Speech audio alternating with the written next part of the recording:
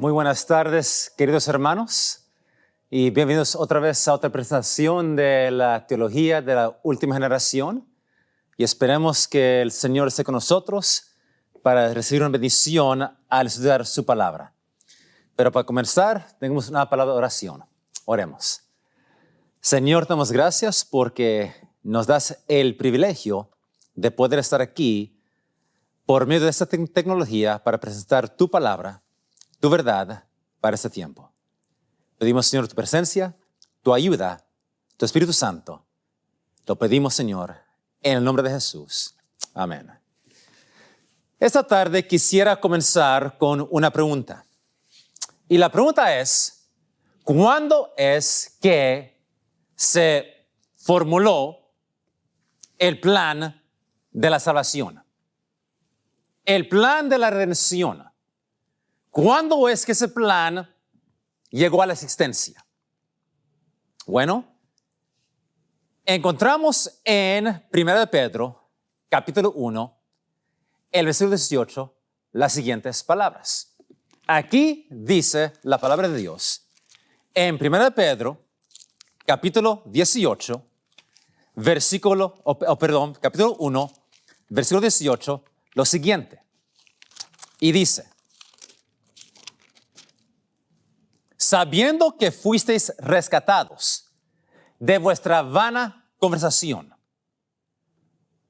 la cual recibisteis de vosotros, vuestros padres, no con cosas corruptibles, como oro o plata, sino con la sangre preciosa de Cristo, como un cordero sin mancha y sin contaminación, ya destinado desde antes de la fundación del mundo.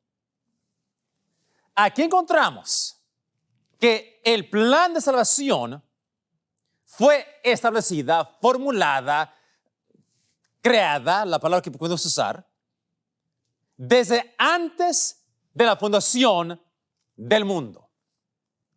En las edades de la eternidad pasada, la deidad formuló este plan. Y nosotros conocemos la historia de la caída de Satanás. Él se rebeló contra su creador, fue echado del cielo y llegó a esta tierra. Pero aquí hay otra pregunta que tenemos que hacer. Y la pregunta es, ¿cuándo fue que Satanás se dio cuenta de que tal plan existía? ¿Cuándo se dio cuenta Satanás de que había un plan de salvación, un plan de redención? Bueno, él se dio cuenta en Génesis 3, versículo 15. Un texto conocido, la Biblia dice en Génesis 3, versículo 15, dice lo siguiente. Dice, y pondré enemistad entre ti y la mujer, y entre tu simiente y la simiente suya. Esta te herirá en la cabeza, y tú le herirás en el calcañar. En otras palabras, el Señor dijo a la serpiente, serpiente, va a haber guerra entre tú y la mujer. Y en esta guerra, un día, la simiente va a llegar. Y cuando la simiente llegue, va a haber un gran conflicto, una gran batalla. Y en esa batalla, tú, serpiente, vas a herir el calcañar de la simiente, pero en el proceso, la simiente va a aplastar tu cabeza. En otras palabras, serpiente, cuando la simiente llegue, para ti se acabó. Y es aquí cuando Satanás comenzó a entender por primera vez el plan de salvación.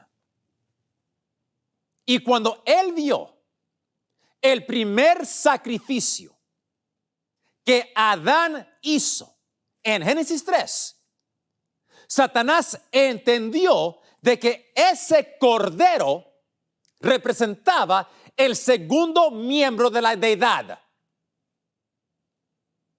Y mientras Satanás escuchaba de este plan, Satanás comenzó a ser estudiante de este plan. Él estudió, analizaba este plan y él vio los símbolos. Y entendió que estos símbolos enseñaban claramente lo que Dios iba a hacer. ¿Y qué iba a hacer Dios? Dios iba a mandar al segundo miembro de la deidad a este mundo. Y en este mundo, el segundo miembro de la deidad iba a venir y hacer combate contra él en su territorio. El creador, el rey del universo, iba a venir a invadir su dominio, a hacer guerra contra él y rescatar lo que él había obtenido por engaño. Pero mientras Satanás entendió cómo esto iba a ocurrir, cómo Dios iba a hacer esto, él inmediatamente comenzó a atacar el corazón del plan de salvación. Un plan que él odia. Un plan que él quiere destruir y pervertir. Y desde el comienzo, él comenzó un ataque contra este plan y ese ataque continúa hasta este día. Pero ¿cómo es que Satanás hizo esto? Bueno, primero tenemos que hacer otra pregunta. Y la pregunta es, ¿cuál es el corazón del plan de salvación?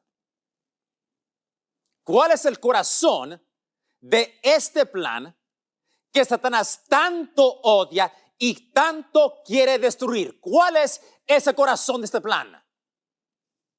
Bueno, nosotros leemos en 1 Timoteo, capítulo 3. 1 Timoteo, capítulo 3, y hay que ir al versículo 16. Y aquí dice la palabra de Dios. E indiscutiblemente grande es el misterio de la piedad. Dios fue manifestado en carne, justificado en el Espíritu, visto de los ángeles, predicado a los gentiles, creído en el mundo, recibido arriba en la gloria. Pero aquí está el corazón de este plan. Dios fue manifestado en la carne. Si Dios no se hizo carne, no hay plan de salvación. Si Dios no fue encarnado, el ser humano no tiene ninguna esperanza de ser salvo. El corazón del plan de salvación es que Dios, el Dios creador del universo, Él fue manifestado en carne. Sin eso, no hay plan. Y cuando Satanás escuchó este plan, y él vio el primer sacrificio, él entendió que Cristo iba a ser ese sacrificio. Pero para poder ser ese sacrificio, Cristo primero tuvo que hacerse carne. Tuvo que ser encarnado. Y ese es el plan, o el corazón del plan de la salvación. El misterio de la piedad. Dios fue manifestado en carne. En Juan 1:1, un texto muy conocido, dice: en el principio era el verbo era con Dios y el verbo era Dios. Este era en el principio con Dios. Todas las cosas por Él fueron hechas y sin Él nada de lo que es hecho fue hecho. 14 dice: y aquel verbo fue hecho carne y habitó entre nosotros. Y aún el libro de Juan, el Evangelio de Juan, fue escrito para enseñar, probar que Jesús es Dios, pero que también es Dios en la carne. Todo el libro enseña eso. Por ejemplo, Juan 5. En Juan 5, versículo 14, dice: después la halló Jesús en el templo y díjole: he aquí, has sido sanado, no peques más porque no te venga alguna cosa peor.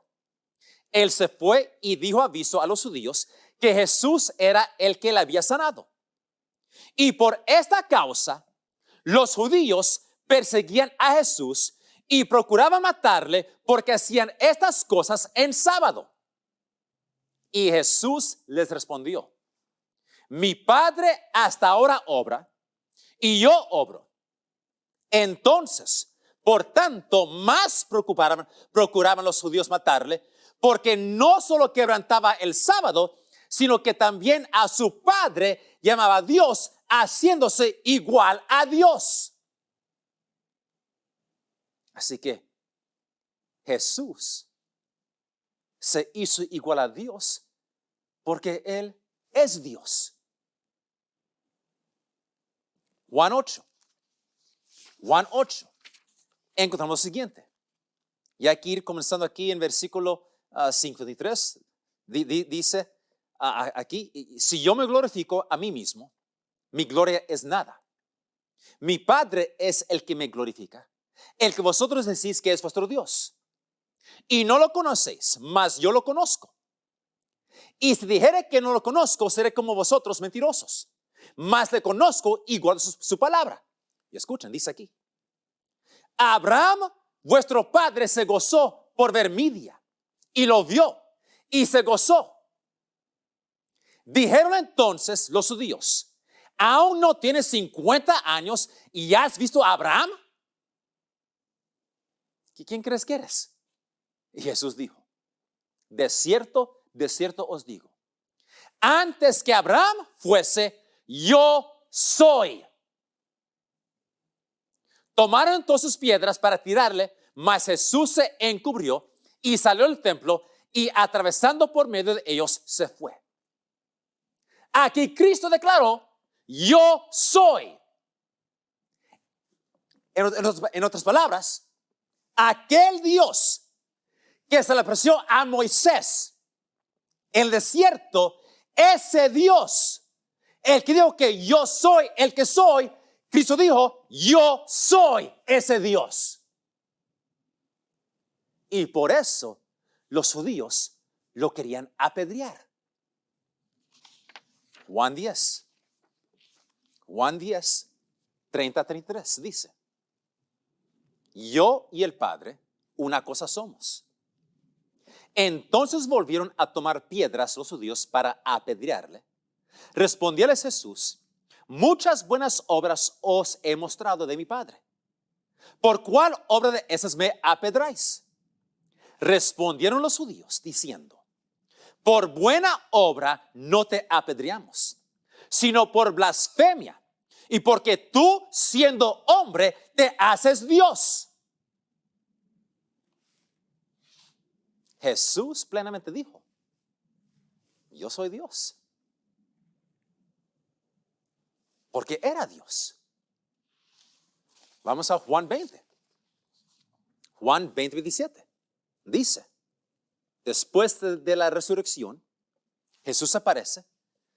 Luego dice a Tomás, mete tu dedo aquí y ve mis manos y alarga acá tu mano y métala en mi costado y no seas incrédulo, sino fiel. Y noten cómo Tomás respondió. Entonces Tomás respondió y díjole, Señor mío y Dios mío. Todo el libro de Juan enseña que Cristo no solamente es Dios, pero que Cristo es Dios en la carne.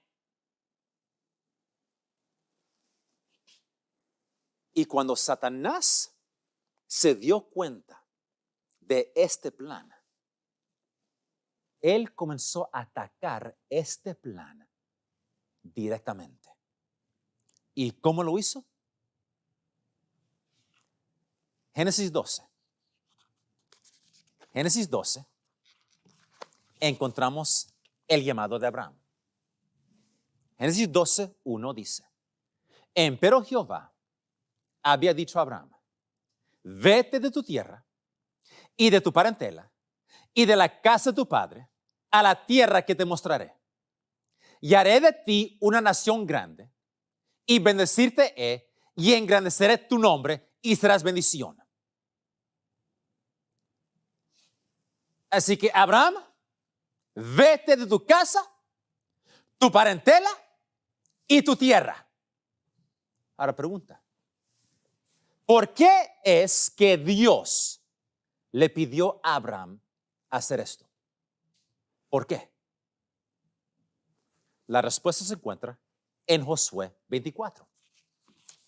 Josué 24, versículo 2, dice, y dijo Josué a todo el pueblo, así dice Jehová, Dios de Israel, vuestros padres habitaron antiguamente de esa otra parte del río, es a saber, Taré, padre de Abraham y de Nacor, y servían a dioses extraños. Ellos servían a dioses falsos y para poder Dios cumplir su propósito por medio de Abraham, Abraham tuvo que salir de la influencia de aquellos que están bajo la influencia de dioses falsos. Pero ahora viene la pregunta muy importante. ¿Qué es lo que se creía de los dioses falsos? Es un concepto que todo el mundo pagano tiene sobre los dioses falsos. ¿Qué se creía de los dioses falsos? Se creía que los dioses no podían vivir en la carne. Porque la carne es pecaminosa, la carne es corruptible, la carne es mala. Los dioses simplemente no pueden vivir en la carne. Y eso lo encontramos en la Biblia, en Daniel 2. Daniel 2, versículo 10, dice, los caldeos respondieron delante del rey y dijeron, no hay hombre sobre la tierra que puede declarar el negocio del rey. Demás de esto, ningún rey, príncipe ni señor preguntó cosa semejante a ningún mago, ni astrólogo, ni caldeo. Finalmente, el negocio que el rey demanda es singular, ni hay quien lo pueda declarar delante del rey, salvo los dioses cuya morada no es en la carne. La creencia pagana es que los dioses no pueden vivir en la carne. Después de la cruz, cuando el verbo se hizo carne, cuando Dios fue manifestado en la carne, después que el evento ocurrió, encontramos otro ataque contra esta verdad que se encuentra en el gnosticismo. El gnosticismo enseña que Dios solamente apareció en un cuerpo, pero realmente no era Él.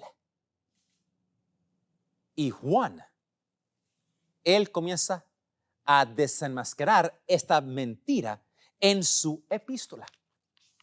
Primero de Juan, capítulo 1, versículo 22 dice, ¿quién es mentiroso? Sino el que niega que Jesús es el Cristo. Este tal es anticristo y niega al Padre y al Hijo. Pero noten que agrega Juan en 1 de Juan, capítulo 4, versículo 1.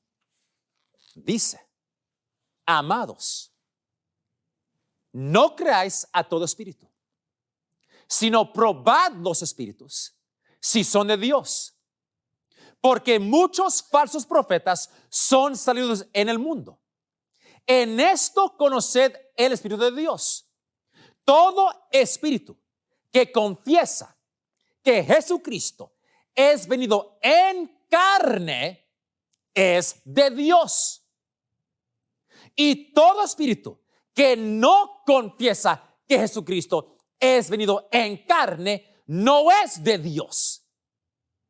Y este es el espíritu del anticristo, del cual vosotros habéis oído que ha de venir y que ahora ya está en el mundo. Segunda de Juan, versículo 7, dice, segunda de Juan 7, porque muchos engañadores son entrados en el mundo, los cuales no confiesan que Jesucristo ha venido en carne. Este tal es engañador y el anticristo. Ahora, hay que ser muy directo esta tarde. El que dice que Cristo no vino en carne es anticristo. Ahora pregunta, ¿quién es el anticristo de la profecía? ¿Quién? En forma directa, entendemos que es el papado, el sistema papal. Pero ¿qué enseña el papado concerniente a Cristo y su carne? Acuérdense, Satanás odiaba el hecho de que Cristo iba a venir a desafiarlo en su territorio y ser victorioso. Y la primera cosa que él hace es causar al mundo pagano entero en creer que los dioses no pueden vivir en la carne, reconociendo que el único Dios verdadero iba a ser precisamente eso. Y cuando lo hizo, cuando Dios fue encarnado y fue victorioso, Satanás ahora tuvo que hacer dos cosas para cubrir su espalda. Número uno, Él nos tiene que convencer que Cristo no vino en nuestra carne.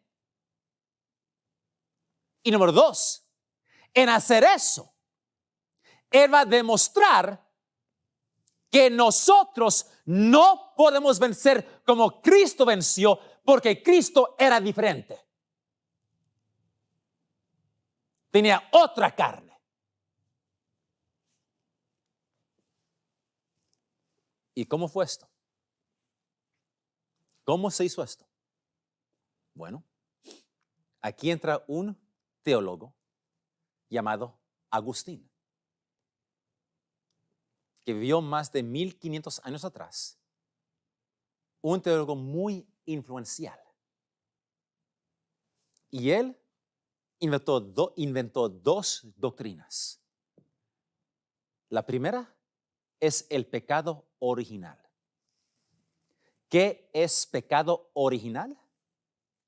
En forma muy breve, pecado original enseña que nosotros nacemos pecadores, culpable del pecado de Adán. Somos pecadores no porque pecamos, pero somos pecadores simplemente porque nacimos pecadores. Y el simple hecho de que yo nací, ese hecho me condena al infierno. Ahora, esta doctrina tiene palabras teológicas grandes y se le pones flores y se hace sentir muy bonita esa doctrina, pero cuando le quita todo eso, eso es la doctrina del pecado original. Nacimos pecadores, condenados al infierno. No porque pequé, pero porque nací. Ahora, si esto es verdad, entonces hay un problema. Porque no nació Jesús. Entonces Jesús es un pecador condenado simplemente porque nació.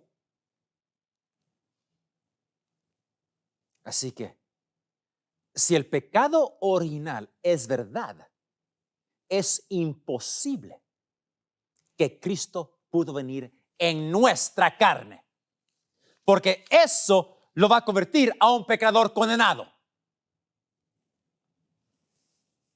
Pues, porque no podemos tener eso, Agustín literalmente inventó otra doctrina que se llama la concepción inmaculada. Y muchos equivocan pensando que eso se aplica al nacimiento de Cristo. Eso se aplica al nacimiento de María. Y enseña que cuando María nació, ella nació sin pecado original. En otras palabras, María nació en la misma condición que Eva tenía antes de pecar. Y entonces, por eso, cuando Cristo nació de María, Él nació sin pecado original, en la misma condición que Adán tenía antes de pecar. Y por eso, no solamente María, pero también Cristo pudieron tener victoria contra Satanás y sus tentaciones. Leo de una enciclopedia católica, dice: María tuvo un verdadero padre, una verdadera madre, como a cualquier otra mujer. Pero ella no contrató el pecado original cuando fue concebida en el vientre, y en esto ella es diferente de todos los descendientes naturales de Adán. Esta doctrina, los fieles siempre la han creído.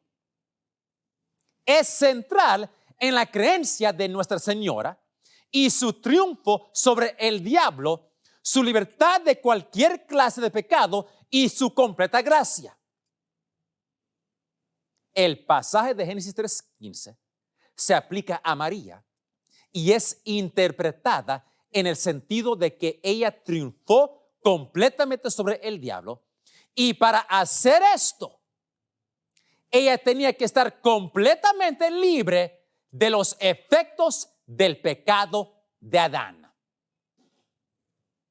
¿Captaron eso? Así que para tener victoria contra el diablo y las tentaciones, Eva y Cristo tuvieron que estar completamente libres de los efectos del pecado de Adán. Y esto es la razón por la cual niños, infantes, bebés son bautizados Porque en un tiempo, en la Edad Media, cuando la mortalidad infantil era muy alta, si un bebé de 2 meses muere, ese bebé es condenado al infierno por toda eternidad. ¿Por qué? Porque ese bebé tenía pecado original. Y por eso, ese niño, ese bebé, fue bautizado lo más pronto posible, porque si muere, va a ser salvado. Porque el bautismo quita el pecado original. Todo esto es completamente antibíblico. Herejías. Pero pregunta, ¿por qué es que Satanás quiere completamente destruir esta verdad bíblica de que Cristo vino en nuestra carne?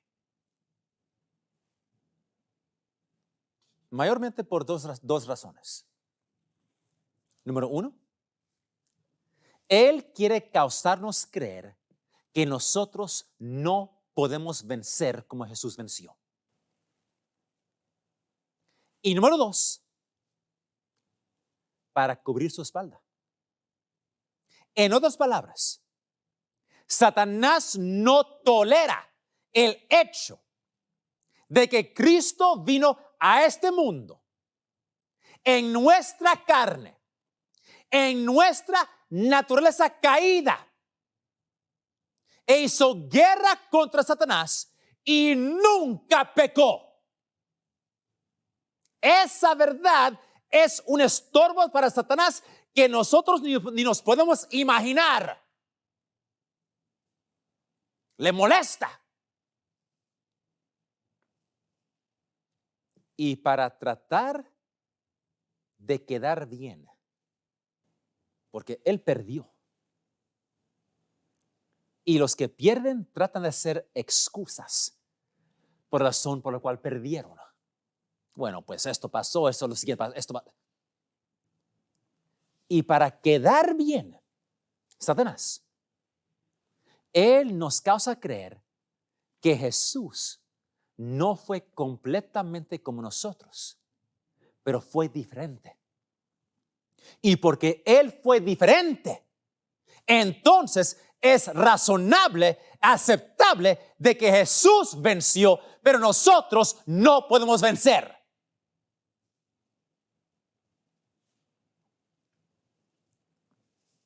Ahora, tenemos que recordar, hermanos, que Cristo vino a esta tierra por más de una razón. Él no vino solamente para morir por nuestros pecados, pero Él vino para contestar las acusaciones, los cargos que Satanás hizo contra Dios delante del universo. Y uno de esos cargos, acusaciones, es que Dios es injusto, porque Él da una ley que es imposible guardar. Pero esto es lo que Cristo hizo en nuestra naturaleza caída. Y esto es un hecho, una verdad que Satanás no puede tolerar. Leemos en Patriarcas y Profetas, Pánico 54, dice: pero el plan de redención tenía un propósito todavía más amplio y profundo que el de salvar al hombre. Cristo no vino a la tierra solo por este motivo. No vino meramente para que los habitantes de ese pequeño mundo acatasen la ley de Dios como debe ser acatada, sino vino para vindicar el carácter de Dios ante el universo. Desde el principio, el gran conflicto giró en derredor de la ley de Dios. Satanás había procurado probar que Dios era injusto, que su ley era defectuosa y que el bien del universo requería que fuese cambiada.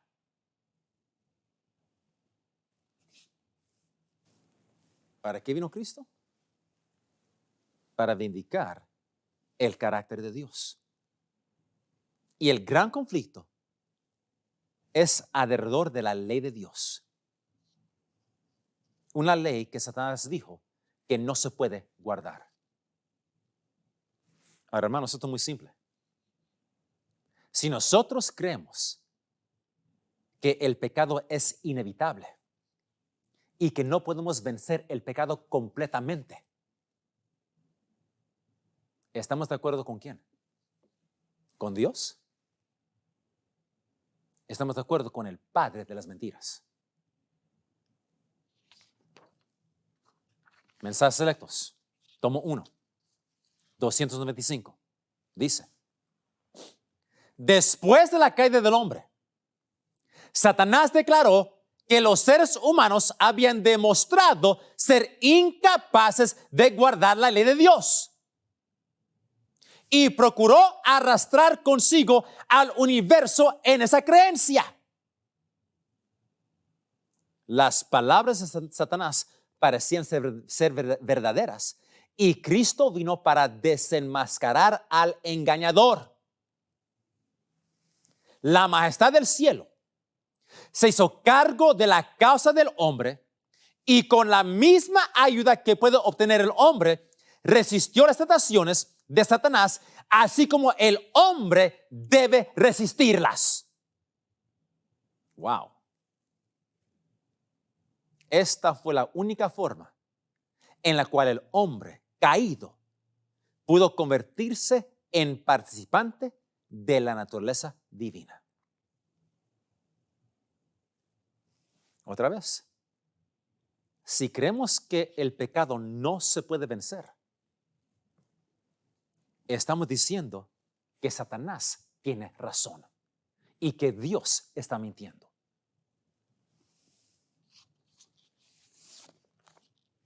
Manuscrito 165, 1899. Dice: en los concilios del cielo se estableció que la cruz fuera el medio de la expiación. Debía ser medio divino de ganar a los seres humanos para Cristo. Él vino a este mundo para demostrar que en la humanidad podía guardar la santa ley de Dios. Hermanos, estas citas son clarísimas. ¿La creemos o no la creemos? Una cita más aquí. Review and Herald, enero 23, 1900. Dice: Mateo, Marcos, Lucas y Juan, todos testifican que judío, gentil, sacerdote y pueblos, reyes, gobernantes, todas clases y lenguas fueron representadas en rechazando a Cristo, un hombre que era inocente y contra quien no había evidencia. Él vino a este mundo para vivir la ley de Dios en naturaleza humana. Él vino para testificar a mundos no caídos, a serafín, querubín, ángeles y al hombre, que la rebelión de Satanás contra Dios y su ley está sin fundación y sin excusa, que en su ley Dios ha revelado su carácter. Este carácter Cristo representó por vivir esa ley, por la cual vindicó la ley y demostrando la inmutabilidad de la ley. Esto Satanás no puede tolerar. Él no pudo soportar la idea de que iba a perder todo lo que trató de hacer en el cielo, y en tratando perdió el cielo mismo. Él y sus ángeles malignos se unieron en un compañerismo desesperado con los hombres malos. Ellos resolvieron de usar todo su poder y energías corrompidas para apagar en este mundo la luz de la verdad. El hecho de que Jesús vino en nuestra carne caída, pecaminosa, y vivió una vida completa de victoria contra el pecado, comprobó que Satanás es mentiroso. Enseñó que los cargos contra la ley de Dios son falsos. Y como cualquier persona consentida, que cuando pierden, ellos tratan de hacer excusas para quedar bien. Satanás inventó excusas. Y mientras Satanás ya no puede quedar bien ante el universo no caído, él trata de quedar bien ante el ser humano, causándonos creer que Dios o que Jesús hizo lo que hizo porque su naturaleza era diferente que la de nosotros, y por lo cual Él pudo vencer, pero nosotros no. Y si creemos eso, Satanás queda bien. Pero hermanos, yo creo que es tiempo que nosotros comprobemos que Satanás es mentiroso. No solamente en creer la verdad sobre la humanidad de Jesús, pero también en vivir la misma vida de victoria que Jesús vivió. La vida de Cristo enseña que se puede hacer por medio de su gracia y la presencia del Espíritu Santo en nuestras vidas. No creamos las mentiras del pecado original. Porque esta cosa aquí de la naturaleza de Cristo viene desde ese entonces. Eso no se encuentra en la Biblia. Y notemos qué tan cuidadoso, qué tan clara aquí es el espíritu de profecía. Deseo Adolescentes, página 32, dice: habría sido una humillación casi infinita para el Hijo de Dios revestirse de la naturaleza humana, aun cuando Adán poseía la inocencia del Edén. Así que si Cristo hubiera venido como Adán antes del pecado, eso hubiera sido una humillación casi infinita para Cristo. Pero Jesús aceptó la humanidad cuando la especie se hallaba debilitada por 4,000 años de pecado. Como cualquier hijo de Adán, aceptó los efectos de la gran ley de la herencia. Wow. Esto es muy importante, porque muchos creen que Cristo, sí, Él vino en nuestra carne, nuestra pecaminosa, pero Él solo tomó las pasiones inocentes. En otras palabras, a Jesús le dio hambre, se cansó, le dio sed, le dio sueño. Pero eso no son los efectos de la gran ley de la herencia. Nosotros recibimos de nuestros padres una herencia pecaminosa. Somos tentados de dentro. Cristo aceptó esos efectos. No solamente que le dio hambre, sed, se cansó, le dio sueño. Él aceptó los efectos de la gran ley de herencia como nosotros.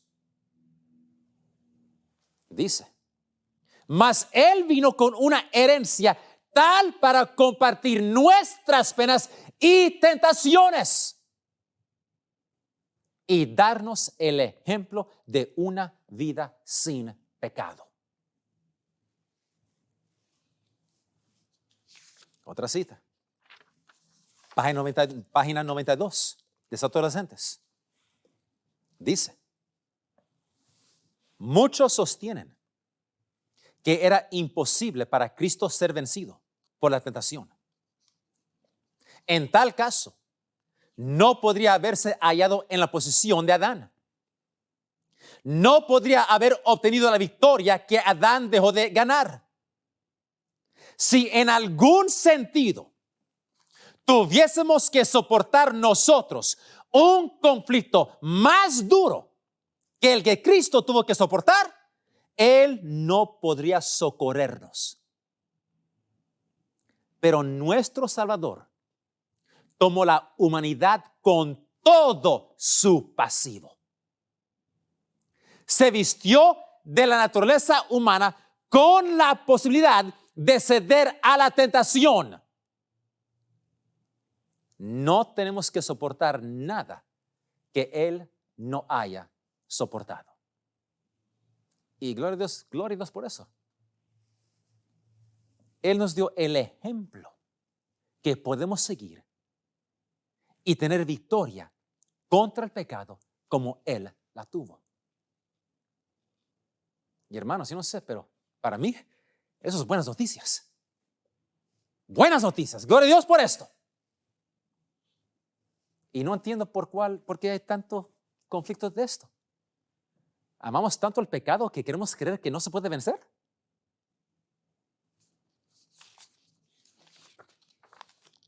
Otra cita.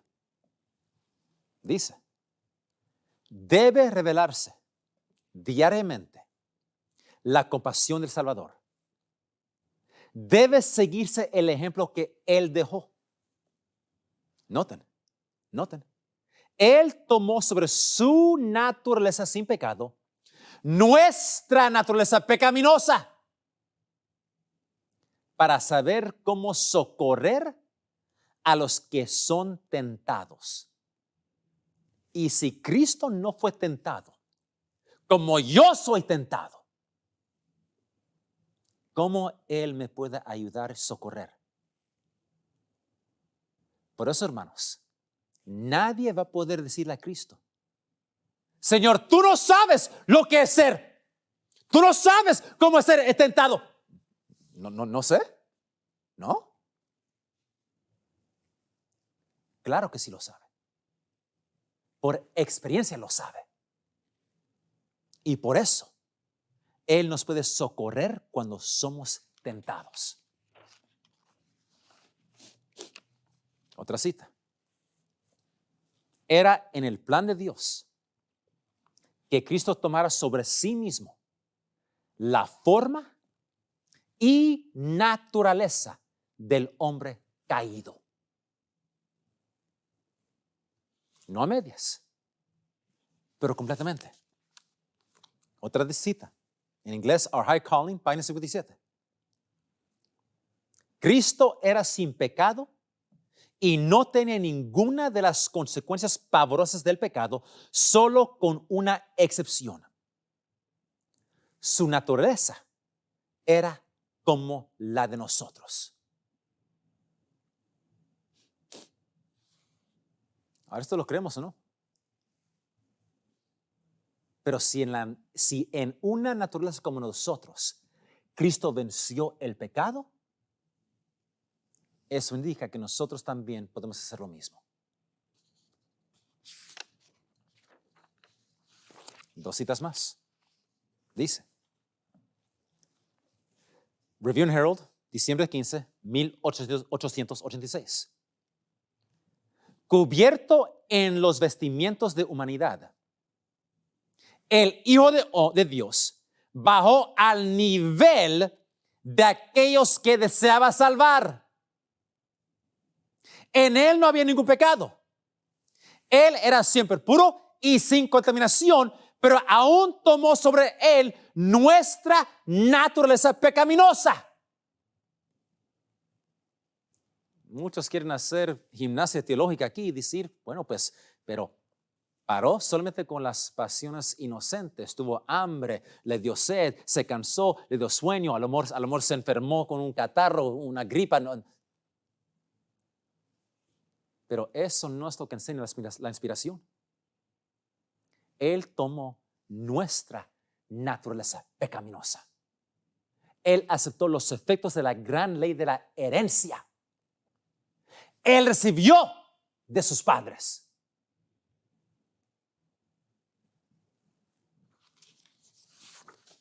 Y aquí tenemos una cita tremenda.